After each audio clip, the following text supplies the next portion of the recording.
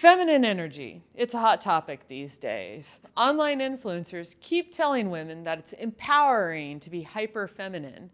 And conservative politicians like Christine Noem are exaggerating their looks to a ridiculous degree. But there's a serious contradiction between seeking power and seeking to be hyper-feminine. Whatever this is, it's not feminism, and it's definitely not good for women. Welcome to Standing Room Only. I'm Amanda Marcotte.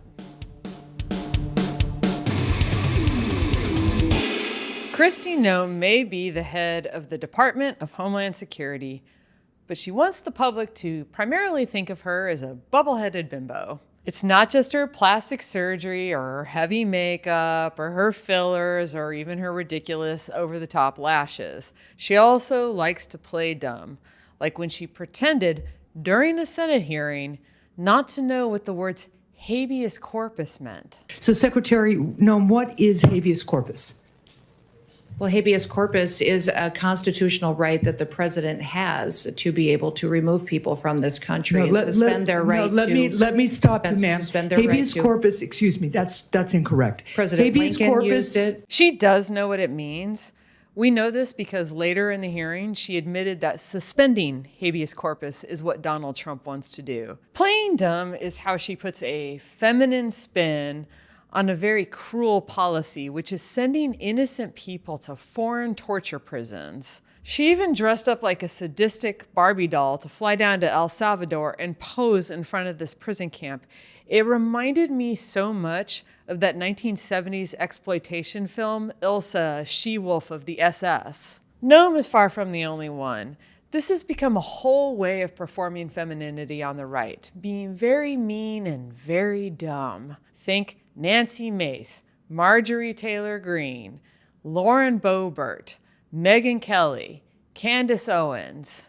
Ultimately, it's Sarah Palin that we have to thank for this. She was really the first national figure who was this model of being a nasty idiot as a form of right-wing femininity. These women want power, but they are not feminists. That's obvious when you look at the whole MAGA aesthetic, which is so over the top in its femininity that it's unsettling.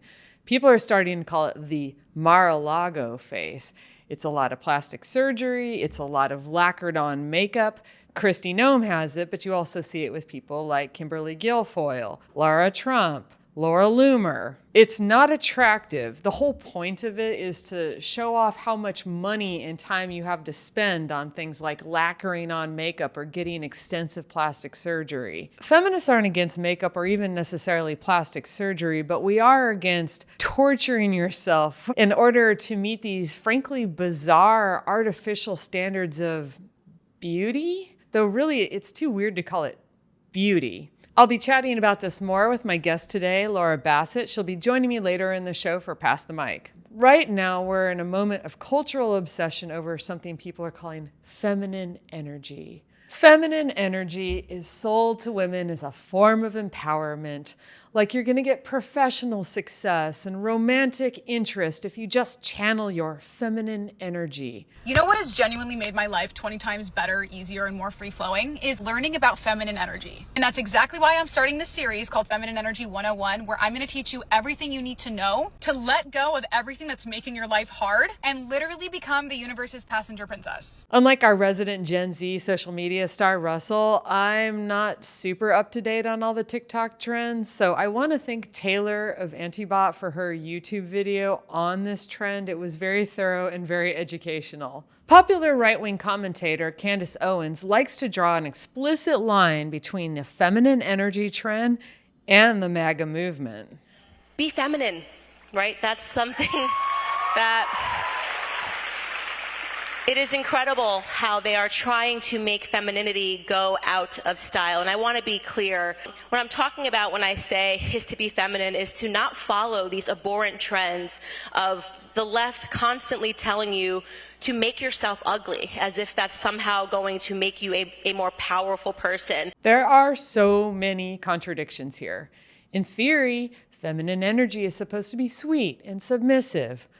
But when I think of Candace Owens, I don't think of sweet and submissive. She's angry. She's downright mean. And you have the same problem with these feminine energy TikToks. They're contradictory. You can see the allure. It's a way to both conform to sexist social power while also getting all the goodies that sexism is meant to deny you. On the feminine energy TikToks, women try to paper over these contradictions in a couple of ways. First of all, they speak about men with total contempt.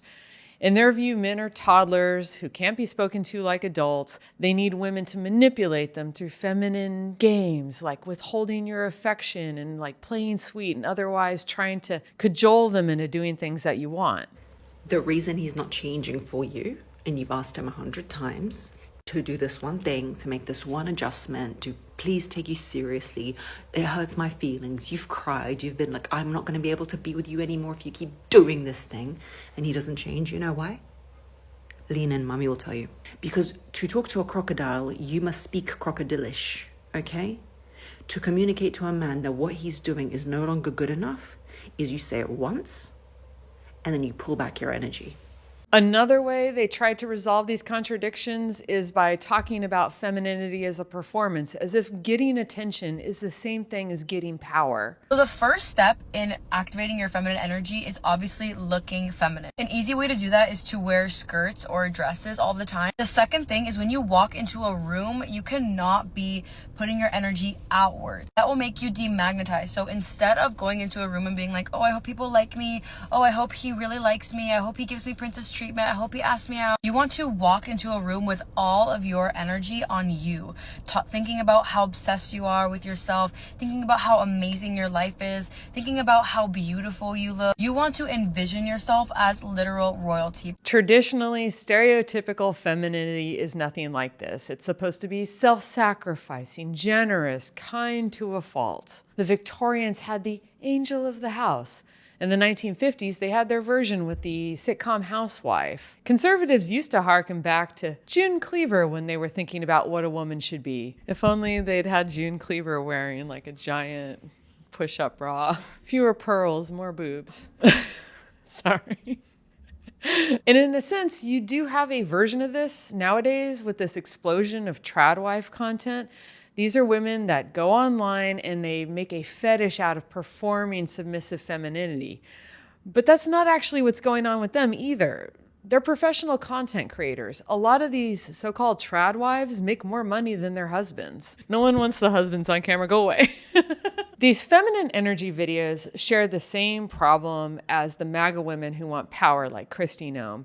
They want a way to be feminine while also being powerful, controlling, even sadistic. They want traditional gender roles without accepting the loss of power that comes with it. So they adopt this hyper-feminine aesthetic, hoping if they pile on the makeup, get a bunch of plastic surgery, and say they're channeling their feminine energy, people aren't going to notice that they actually want traditionally unfeminine things like power and status. This is not empowering, however. Ultimately, it's holding up the sexist systems that leave men like Trump in power while women like Noem have to keep playing dumb to hang on to the status that they already have.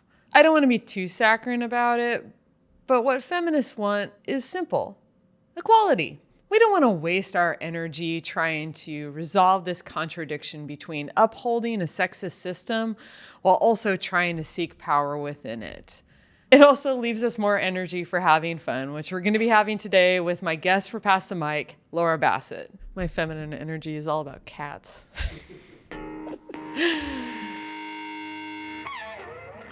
My guest today for Pass the Mic is Laura Bassett. She's a journalist who's covered feminism and politics and the intersection of those two for a long time. She was the editor-in-chief at Jezebel. She wrote for the Huffington Post and writes for New York Magazine sometimes as a freelancer. Welcome, Laura. Thank you. I'm so happy to be here. So honestly, there was very few people I could think of who would have more to say about Kristi Noem and her journey.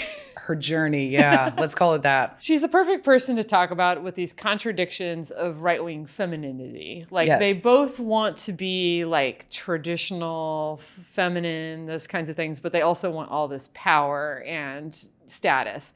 She's a really compelling example to the point where people are calling her like Ice Barbie. Yes. Yeah. What do you think she's like trying to do here? I think you can only really achieve power as a woman in the Trump administration if you are some kind of later iteration of Sarah Palin, right? So, and you kind of pointed that out in your piece, which I really loved. You have to be sort of like a traditional conservative woman in the domestic realm, sort of God-fearing. I submit to my husband. I raise the children. I do this, and then also have to be sort of blindly loyal to Trump. Have the Mar-a-Lago face, the Fox News face, coated in makeup, a certain like telegenic that he requires, be willing to defend him on TV, and be a sort of empty-headed attack dog for him.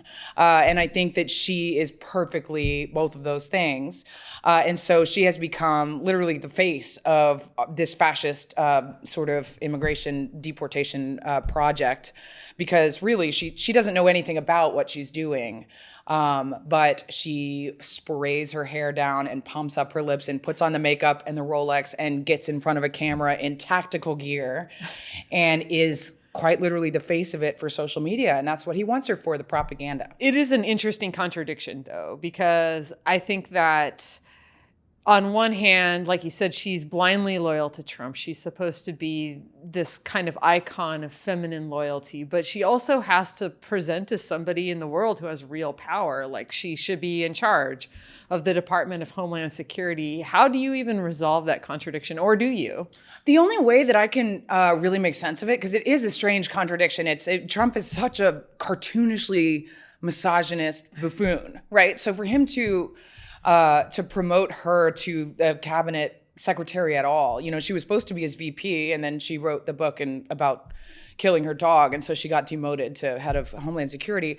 I think he feels the need to say, look, I'm not a misogynist. I have women in my cabinet. And he very strategically chooses one or two women who kind of fit the bill of what he's looking for, which is what I mentioned earlier, just like being able to go on Fox News and defend him, being blindly loyal to him, and not being too smart. You know? Yeah. And so I think she's a good cover for him to say, yeah, I'm not misogynist. Look, I have Kristi Noem as a cabinet secretary, when really, the patriarchy has no gender. Well, and he always seems to prefer, especially in the first administration, and now he likes to have women as the press secretaries too. Yes. And it is funny, like the closer they get to him, the weirder they start to look. Like their makeup gets more garish, the fillers start to come in. Yeah. It's like, I wonder if he's telling them to do this or if they just are picking up the vibe. Well, you have to pick up the vibe, right? I mean, something I noticed when he started making all of his hires and his appointments, the woman who is in Congress who is like the most loyal to him and obsessed with him of all time, right? Marjorie Taylor Greene. Yes. Got passed over for a job. Yeah. Why? Because she has her original face. Yeah, you know what I mean? She's kind of butch, yeah. Exactly. She is the opposite of physically what he goes for. And so she got nothing. And then someone like Kristi Noem, someone like Pam Bondi, like who are a little bit more like feminine presenting, a little more pumped up, a little more Fox News ready, they get the positions, And so I think women in his orbit quickly learn how to get ahead, And it's not by looking like Marjorie Taylor Greene. Yeah, and let's be honest, like I grew up in a red state, I grew up in Texas, and the fact of the matter is you do learn as a survival mechanism to figure out what men want, and be it if that's what you want to do, I think. Like, yeah. I just got the hell out of there. Same. I'm from South Louisiana, so same. Yeah. All right, so while we're on the subject, the Mar-a-Lago face, like we mentioned it earlier in the show, you just mentioned it now, but like how would you define it? I would define it as cartoonishly feminine. So everything is oriented towards youth and like a 23-year-old like who looks like a Bratz doll, except she's 40 and you don't understand why she looks like that. You know what I mean? And I feel bad at like making fun. It's not making fun of women because I support plastic surgery. I'm absolutely fine with, makeup, whatever you want to filler, whatever you want to do with your face, absolutely fine. But there is a level of of their faces are all starting to look exactly like each other. That is sort of uncanny valley about it, right? Yeah. Yeah. And the use of fillers, it's one of those things where it becomes contradictory, where you get fillers to look younger, but you get so many of them that the fillers are really obvious. And so you look older. Right. The more you chase that Bratz doll look, I think the more sort of uncanny is the only word I can, like, you just can't figure out what's going on with someone's face. You know what I mean? I've had a lot of people ask, what exactly did they do Yeah. to their face? They know they did something, but they can't quite figure out what it was. Right, yeah. I think it's just like the this much, level of TV makeup and the spray tan, and then, the lip filler, the nose job, the fake eyelashes, the fake, everything, to the point where, Trump can spot you from across the room and say, I don't know which one that is, but I know she's one of mine. Yeah, that's probably exactly what he's doing. So you wrote about Kristi Noem and her killing of a dog. Yes. She did that she didn't kill the dog while she was auditioning to be VP. She wrote about it. And bragged about killing this dog. She obviously thought it was a good thing, but you wrote at the time, this is a career killer for her. So have you reassessed that opinion? Well, it was a career killer in the sense that she was like a front runner for VP, and I do think it's why she didn't get VP. But obviously it didn't kill her career because she got a whole cabinet position. And, maybe I overestimated the extent to which Donald Trump gives a shit about puppies. Am I allowed to curse on this show? Yes.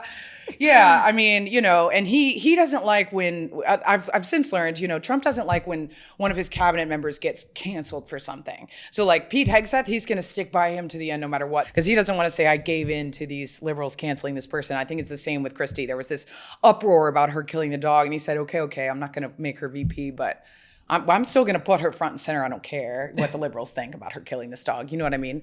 But yeah, I do think it was comically bad. I think in any normal situation with any president who wasn't Trump, it would have been like an instant full career killer. And I don't think she would be reelected governor again after having admitted that she killed her puppy for being untrainable. It was a 14-month-old dog named Cricket. Like, that's like the opposite of the thing you do as a politician. You get two golden retrievers and you put little bandanas on them and you name them Scout and Sergeant. Like, you don't kill the dog and write about it in a memoir. You know what I mean?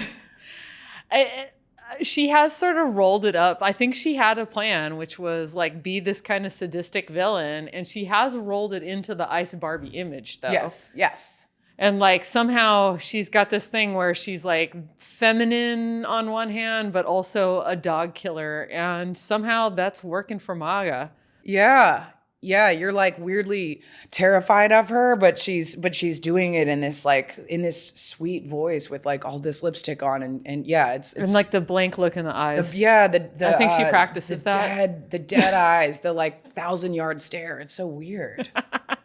I think she does. I think she looks in the mirror and makes sure those eyes are good and dead before she testifies before Congress. The Mar-a-Lago face, I really wish, I agree with you. I wish I wasn't so obsessed with it as a feminist. It makes me feel bad to be so obsessed with people's looks, but it says so much. Yeah. And it isn't just trying to look younger, I don't think, because Caroline Leavitt, the press secretary, and Laura Loomer, this like weird white supremacist hanger-on that Donald Trump has, are both like 30 or under. And you can see that Loomer especially has gotten a ton of like work and fillers and all that. And Caroline Leavitt, who was very cute, is starting to get it done too. Like, why are even young women doing this to themselves?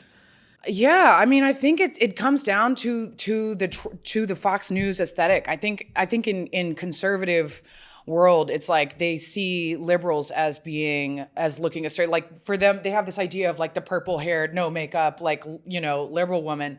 And they want to be sort of the opposite. I know the Washington Post did a piece on the MAGA, like, hottie or whatever taking over Washington, which drove me nuts. That piece drove me nuts. But there is a sort of conservative woman aesthetic that they are all just slip sliding towards at all age, which is just performative femininity, like a tinier nose, pump up the lips. It's also very white. It's very white, obviously, So anything that can sort of distinguish you from, Bringing the nose job back. The nose job, the spider-like eyelashes. Just any. It feels like performative femininity. It's meant to be fake. It's meant to be fake. It's supposed to look overtly fake. Is what I'm going for. Yeah. You mentioned before we started taping that you want to talk about the men too, because Matt Gaetz has especially gotten a lot of work, but even men like Pete Hegseth, kind of fit this mold. Like, what's going on with the men? Well, yeah, I mean, I just think Pete Hegseth, Matt Gaetz, even like Rubio a little bit, like the men, even a lot of the men that Trump chooses to surround himself with have the square jaw, the Fox News face as well. I mean, Matt Gaetz has Botox his eyebrows to hell. They're like climbing off his face, Gaetz is gone, but it's like, why would you choose Gaetz and Hegseth, these two extremely problematic men for your cabinet, except that you like the way that their faces look on TV. And it feels like you said earlier, it's camp. It feels like he's sort of casting his cabinet like a reality TV show and not hiring people for any other reason than liking the way that they look on TV. It's just for the men and the women. It's so interesting, Matt Gaetz especially, I was at the RNC and he sticks out in a crowd. Yeah. He's a big dude and he would be walking around in the crowd and his giant head was almost floating like this balloon over the crowd. You couldn't look away. I will say that. Yeah. He looks like kind of like Ace Ventura. Like it's like he's got this, I don't know, the pointy eye. Sorry, I shouldn't do that. Anyway, yeah. I think it's fascinating. I don't think Gaetz was chosen for Attorney General for any reason other than he loves wearing makeup and he loves going on TV and he's vain about his appearance. And I think Trump relates to that. And as you noted, that was obviously so important to the Attorney General role. He sees the Attorney General primarily as a political pundit, which is we see that with Pam Bondi. She has stepped into this role. Does she even do her job? I want to know, because she's always on TV just defending Trump, regardless. Oh, I mean, Sean Duffy, another one. He was from Road Rules, the Real World Road Rules Challenge, right? He's a reality TV star who's now transportation secretary, and literally every single day he just goes on Fox News and complains about the subway. That's his entire job. I don't think he does anything. I mean, planes are literally crashing and falling out of the air, and he's on TV. He apparently set up a makeup room in the Department of Transportation, and it's his whole job is just to look good on TV, and that is the job in this administration. That's wild. I do like to end these interviews on a fun question, lighten the mood a little bit. So I think we all agree no one wants Ice Barbie. No. But if you were a Barbie, what Barbie would you be? Freelance Barbie. Okay, tell me more about Freelance Barbie. Freelance Barbie used to be an editor, and then the vulture capitalist started to destroy the industry of journalism, and now she is making a living as a freelancer, and it's a lot harder, but it's a lot more freeing and fun, and she is happy with her life. So does Freelance Barbie wear pajamas?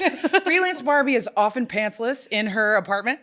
And when she does step out, she occasionally wears an outfit that you will see her in maybe once a year.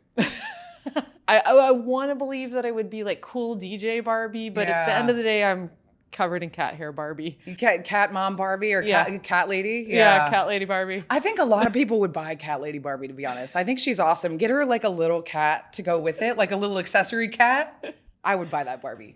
Just crawling up her leg exactly. Mine does.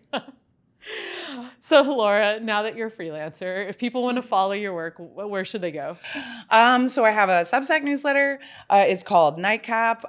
It's Laura Bassett. You can go on my Instagram and find it. My Instagram is LE Bassett. And I'm also on Blue Sky at LE Bassett. And I write for The Cut. I write for Rolling Stone. I'm a little bit all over the place these days. And I have a new gig coming up that I can't announce yet, but stay tuned. Oh, exciting. Yeah. I can't wait. Yeah. Thank you, guys. Stay tuned for Encore. We'll have your song recommendation. And don't forget, please like and subscribe. It really helps us out.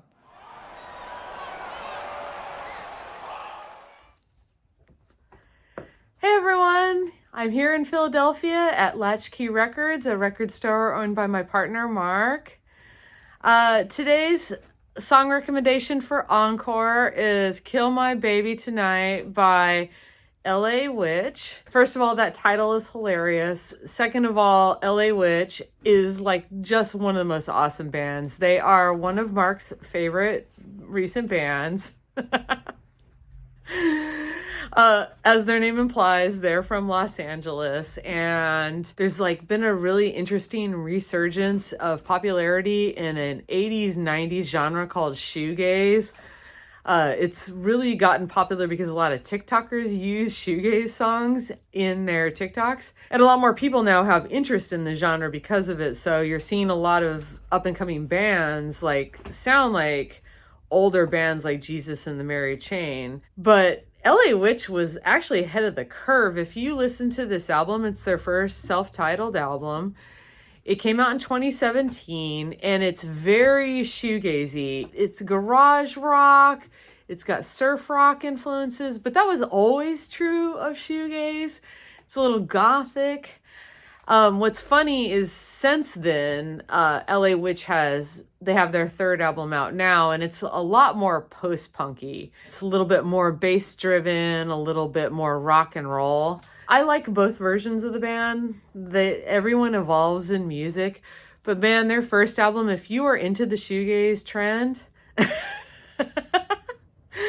I'm always into the shoegaze trend. I was there from the beginning with shoegaze. Like, even as a kid, I really liked it. So I'm ecstatic that that's trendy now. But if you really want to hear an excellent example of that kind of genre, LA Witch's first album. And this song is called Kill My Baby Tonight. If you want more Standing Room Only episodes, please hit the subscribe button on YouTube. Standing Room Only started as a newsletter, and it's free to read. Click the link to subscribe. I love tips. These political battles are playing out in our local communities, your family, your school, your neighborhood. If you have a story, go ahead and drop me a line, leave it in comments, and don't forget to subscribe.